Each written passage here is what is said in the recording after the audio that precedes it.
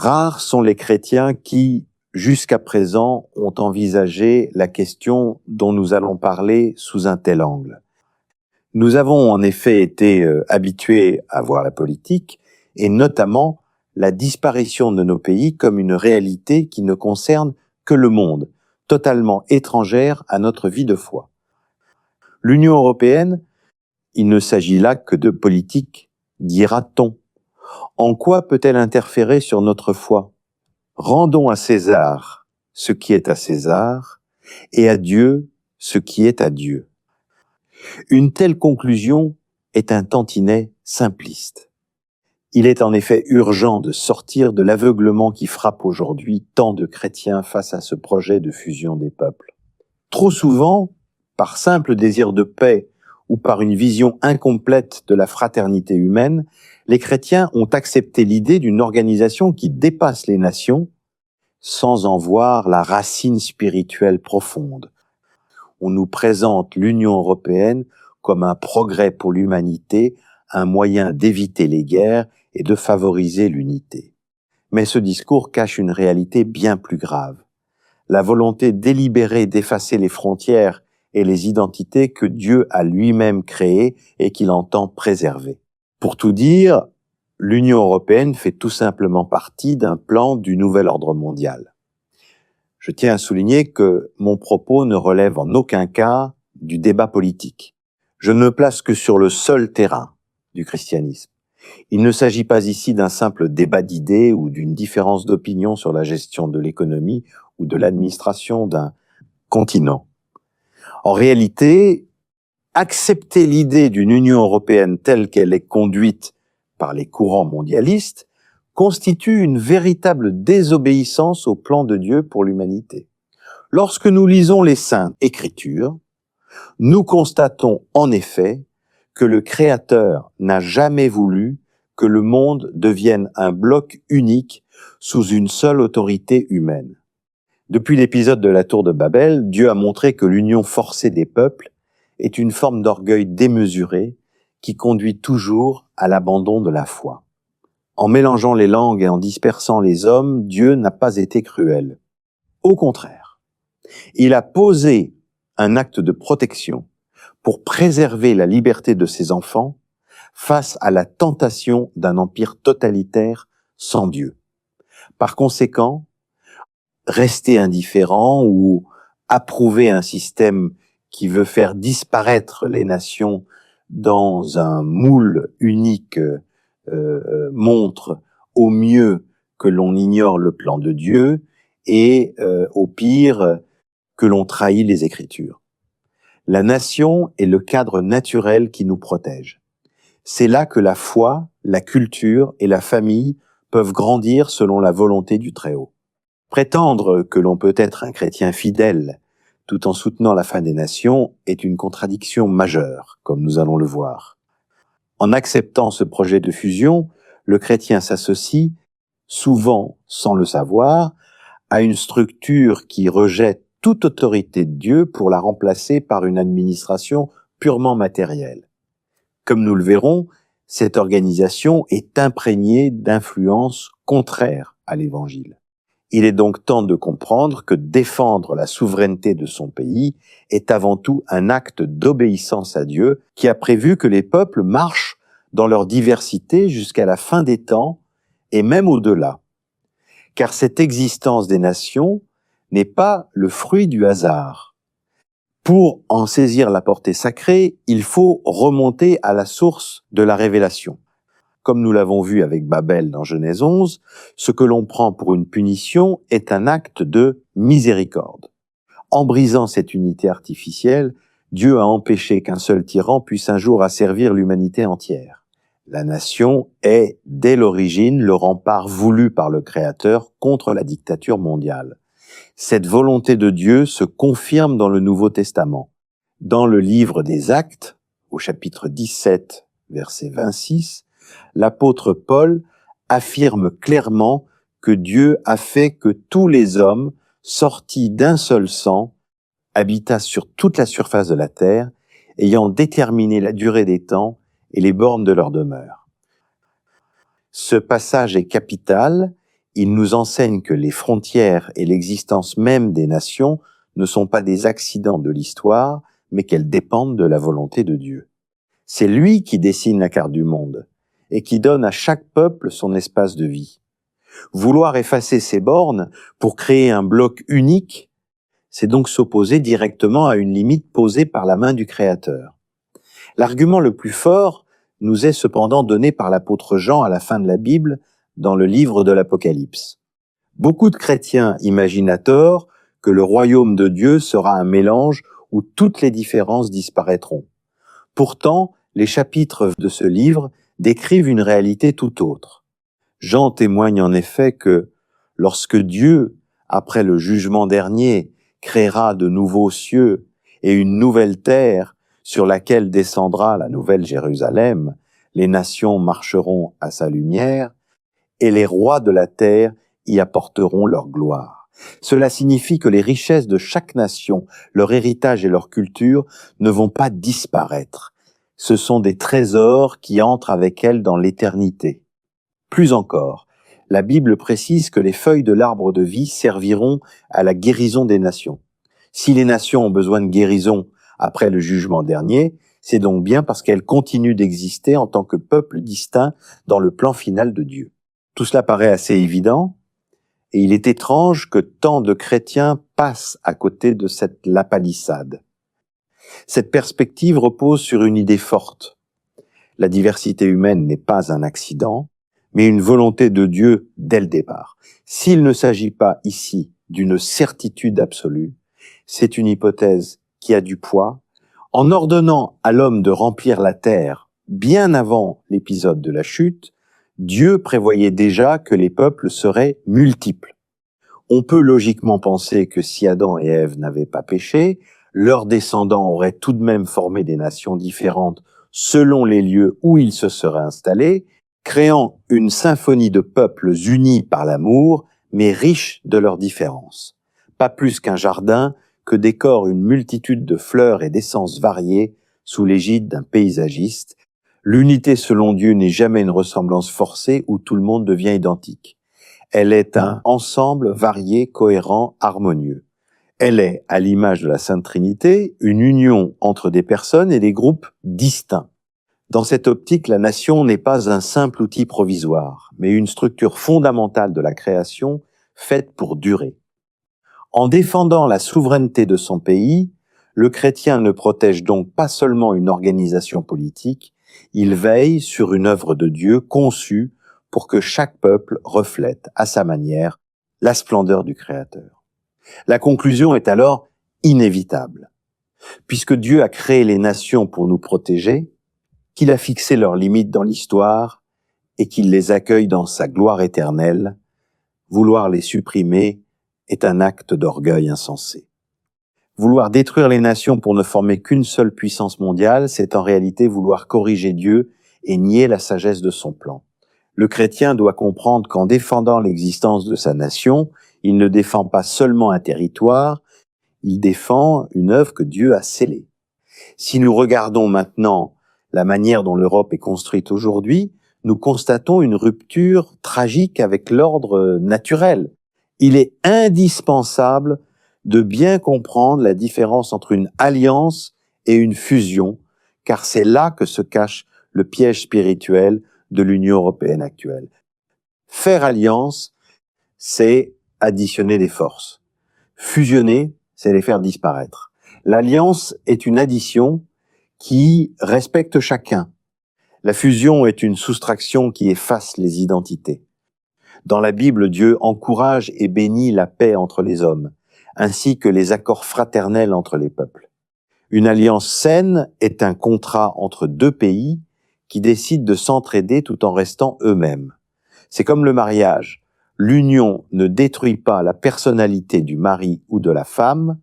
L'homme reste ce qu'il est, la femme reste ce qu'elle est, et tous deux s'additionnent. En revanche, le projet de l'Union européenne n'est pas une alliance, mais une fusion. Son but est d'absorber les nations, de supprimer leur souveraineté et à terme de les faire disparaître en tant que peuple libre. Or, si Dieu approuve l'entraide, Il rejette la disparition des identités nationales, car elle brise la barrière qu'il a lui-même créée pour empêcher qu'un seul pouvoir humain ne domine toute la terre. Cette volonté de mélanger ce que Dieu a séparé puise à une idéologie qui cherche à tout déconstruire. On retrouve d'ailleurs le même esprit dans l'idéologie du transgenrisme. Le parallèle est total. De même que cette idéologie prétend que l'identité d'homme ou de femme n'est qu'une idée que l'on peut changer à volonté, le mondialisme prétend que la nation est une vieille idée que l'on doit effacer. Dans les deux cas, on se rebelle contre la limite posée par le Créateur. En voulant supprimer la différence entre l'homme et la femme, on s'attaque à l'image de Dieu dans l'individu. En voulant supprimer la différence entre les pays, on s'attaque à l'ordre voulu par Dieu pour la société. Fusionner les nations, c'est comme vouloir changer de sexe. C'est une tentative insensée de corriger la création en niant les réalités naturelles. C'est ici que se trouve ce que nous devons appeler le péché d'approbation. Pour un chrétien, accepter une telle structure n'est pas un acte sans importance. Cela revient à valider un projet qui combat le plan du Créateur.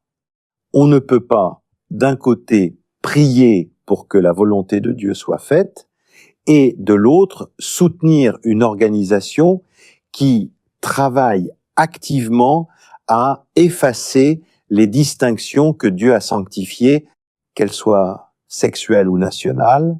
Approuver ce projet, c'est devenir complice d'un système qui veut installer un gouvernement purement humain, déconnecté de toute vérité biologique ou spirituelle.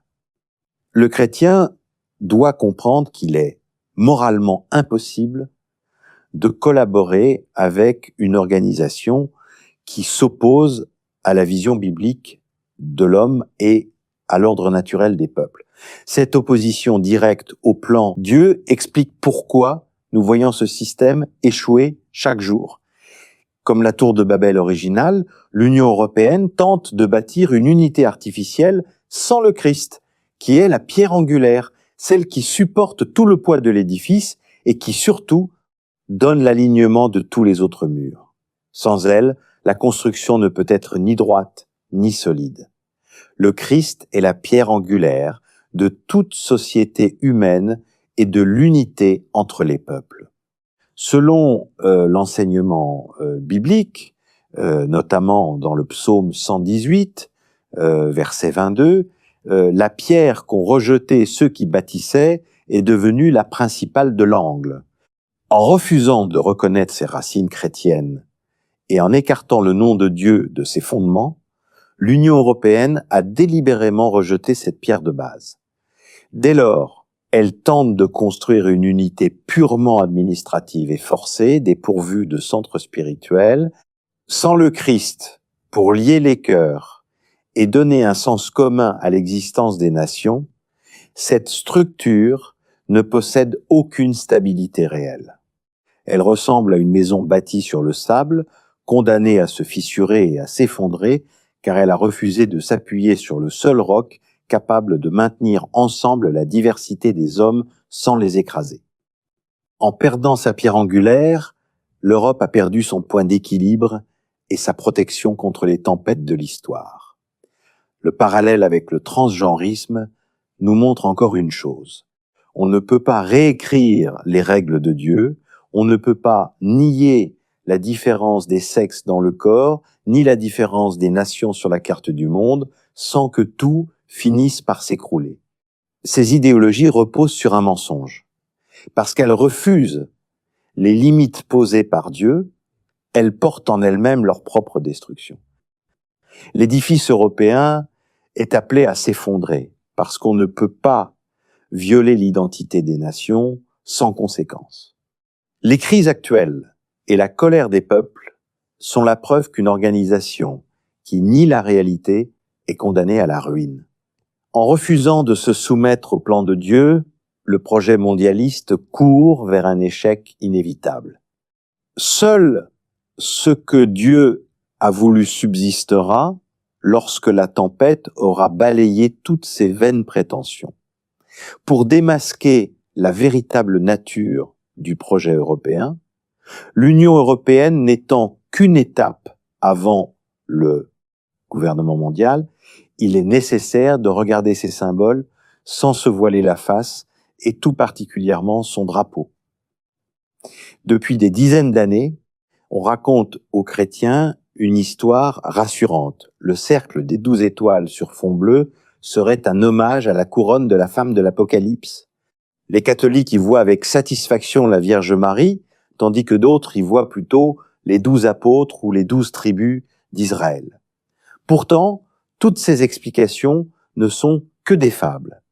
C'est un habillage inventé après coup pour endormir la vigilance des chrétiens et obtenir l'accord des nations encore attachées à leur foi.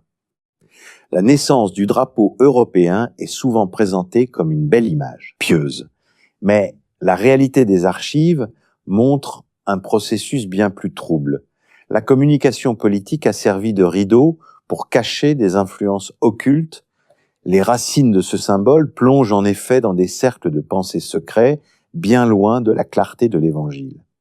Le dessinateur Arsène Heitz, peintre strasbourgeois, employé au service courrier au Conseil de l'Europe, a prétendu, très longtemps après les faits, s'être inspiré de la médaille miraculeuse de la Sainte Vierge pour faire plaisir à sa mère. Mais cette version est fermement démentie par les faits. Bien que la réalisation de la maquette finale soit très probablement l'œuvre d'Arsène Heitz, ce qui lui vaut d'être couramment désigné comme l'auteur du drapeau, la genèse du projet s'avère plus collective et nuancée. La paternité réelle du concept demeure un sujet de débat, puisque les éléments fondamentaux, la teinte bleue, la disposition circulaire et le motif étoilé, avaient déjà fait l'objet de propositions antérieures à son intervention, proche de Jean Monnet, que Marie-France Garot qualifiait d'agent à la solde des Américains. Le journaliste et haut fonctionnaire européen Paul Kollowald conteste la paternité du drapeau européen attribué à Arsène Heitz. Témoin direct des événements, il affirme que si Paul Lévy a sollicité Heitz, ce n'était que pour son expertise technique lors de la phase finale. La conception intellectuelle du symbole ne lui appartient donc pas, sa contribution se limitant à une simple exécution matérielle. Les témoignages des véritables responsables du projet au Conseil de l'Europe, comme Paul Lévy et Robert Bichet, confirment que l'explication religieuse a été inventée plus tard pour faire accepter le drapeau aux chrétiens. Les archives officielles des discussions entre 1950 et 1955 révèlent un travail purement administratif. On n'y mentionne jamais la Vierge Marie, les apôtres ou les tribus d'Israël. Ce vide total de références bibliques dans les documents fondateurs prouve que l'explication spirituelle n'est qu'une invention tardive. Ce n'est qu'après l'adoption du drapeau, le 8 décembre 1955, que l'on a profité de la coïncidence avec la fête de l'Immaculée Conception pour créer une émotion favorable. Paul Lévy a lui-même avoué plus tard avoir laissé circuler cette belle histoire par stratégie de communication afin de cacher une origine bien plus suspecte. Ce rejet volontaire de toute racine chrétienne a été confirmé officiellement en 2004 lors de la rédaction du traité constitutionnel européen. Sous l'influence de dirigeants comme Valéry Giscard d'Estaing, l'Europe a refusé d'inscrire ses racines chrétiennes dans ses textes officiels.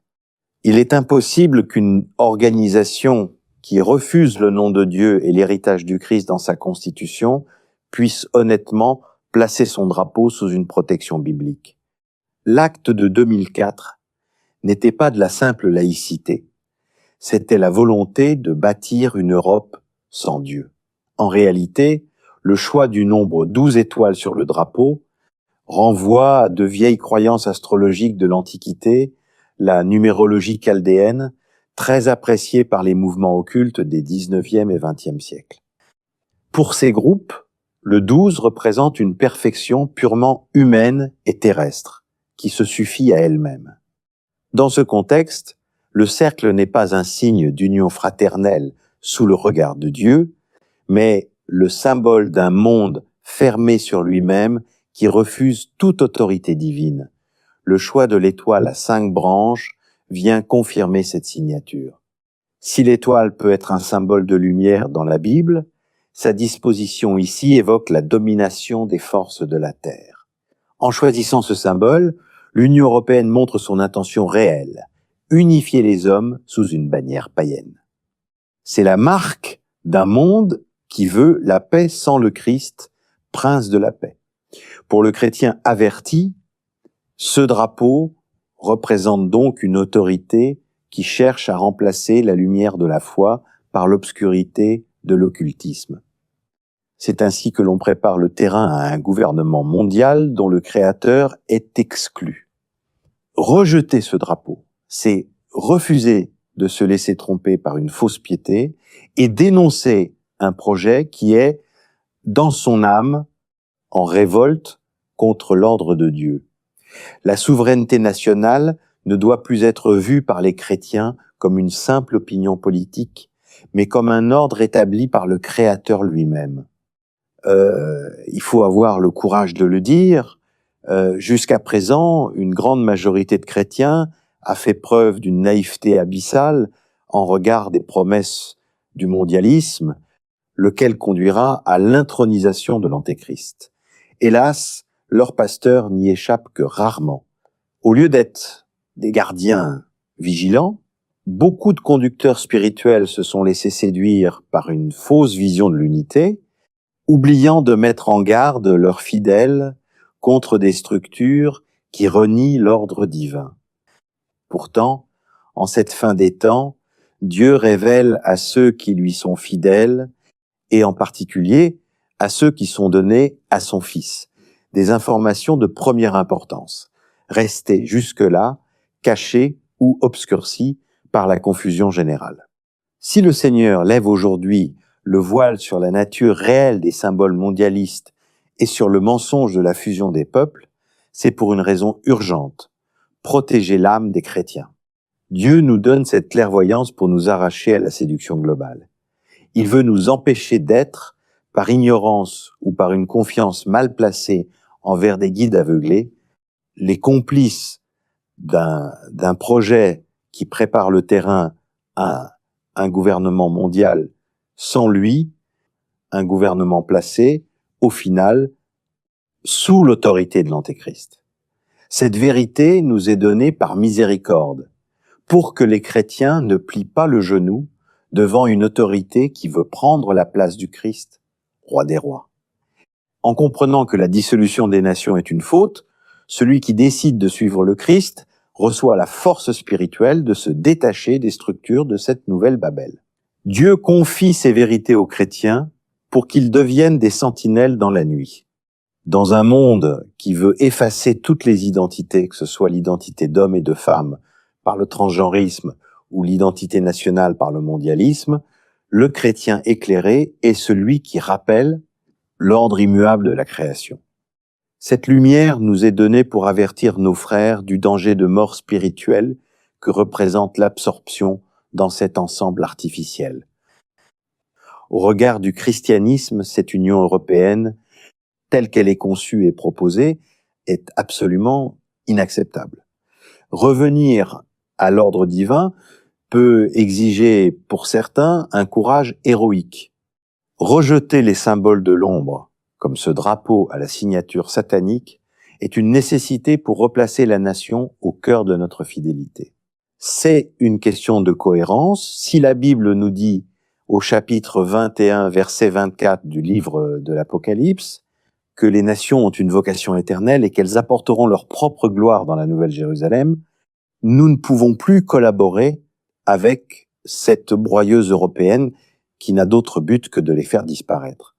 Dieu parle aujourd'hui aux chrétiens pour leur rappeler que si les empires humains s'écroulent à cause de leur orgueil, ce qu'il a créé, autrement dit, la diversité des peuples et la vérité de l'être, durera éternellement sous la seule royauté du Seigneur Jésus. En conclusion, rappelons-nous que seul le Christ est le véritable roi des nations.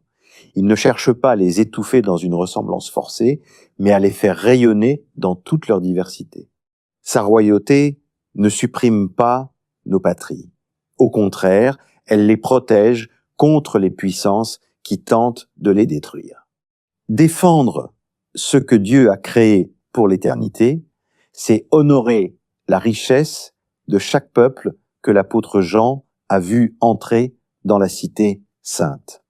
La souveraineté est donc le reflet de notre obéissance à Dieu. Elle annonce un monde où les nations, guéries et restaurées par l'arbre de vie, marchent ensemble vers la lumière du Christ, comme nous pouvons le lire dans Apocalypse 22, verset 2. En préservant nos nations, nous préparons leur entrée dans le royaume éternel, là où la gloire de chaque peuple trouvera son éclat définitif au pied du trône de Dieu. Prions. Ô Seigneur notre Dieu, Roi de l'univers, Dieu tout-puissant, nous nous tournons humblement vers toi, entends notre prière. En ces temps de confusion et de grands bouleversements, nous te rendons grâce pour la sagesse de ta création et pour les limites que ta main bienveillante a tracées sur la surface de la terre. Nous te remercions d'avoir institué les nations comme des remparts de liberté et des berceaux de vie, afin que chaque peuple puisse te louer dans sa langue, sa culture et son identité propre. Seigneur, nous te demandons pardon pour notre aveuglement et pour cette naïveté qui nous a parfois conduits à accepter des projets d'unification contraires à ta volonté. Illumine le cœur et l'esprit des chrétiens ainsi que de leurs pasteurs, afin qu'ils discernent les pièges de l'orgueil mondialiste qui cherche à bâtir une nouvelle Babel sur les débris de nos patries. Accorde-nous la force de défendre la souveraineté de nos nations, non par considération d'ordre politique, mais par amour de l'ordre que tu as établi. Que ton esprit nous révèle les vérités autrefois cachées et nous donne le courage de rejeter les symboles de l'imposture et de l'ombre. Nous te prions pour que nos nations, guéries et restaurées par ta grâce, ne soient jamais dissoutes dans une union sans Dieu, mais qu'elles demeurent libres et souveraines pour apporter, le moment venu, leur gloire particulière dans ta sainte Jérusalem. Que ta royauté s'exerce sur nos peuples et que nous restions fidèles à la demeure que tu nous as fixée, en attendant le jour où toutes les nations de la terre marcheront à ta lumière éternelle. Nous t'en prions, Père, en nous réfugiant derrière le nom très saint de ton Fils bien-aimé Jésus. Amen.